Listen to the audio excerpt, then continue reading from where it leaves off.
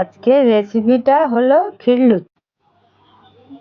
500 গ্রাম ময়দা নিলাম, সাদা তেল দিয়ে ভালো করে ময়ান দিলাম, সামান্য চিনি দিয়ে তারপরে পরিমাণ মতো জল দিয়ে ওটাকে ভালো করে মাখতে হবে।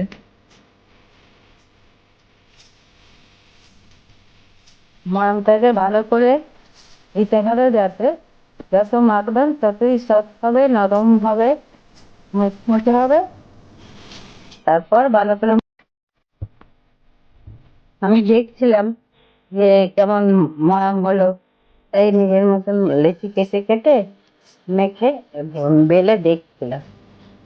তখন লুচি একটার পর একটা লুচি দিয়ে চারিদিকটাকে এবার চেপে চেপে দিয়ে তারপরে দুই হাতে ধরে চিমটি কেটে সুন্দর করে মুড়াতে হবে। মুড়িয়ে মুড়িয়ে ওই ডিজাইনটা আনতে, তারপর বাটিতে গ্যাস ধরিয়ে বাটি রেখে ওতে চিনি দিলাম, চিনি দিয়ে জল দিয়ে ভালো করে আস্তে আস্তে করে ফোটাতে হবে। ফুটিয়ে ফুটিয়ে হাতে দেখতে হবে যে আঠাটা কেমন হলো।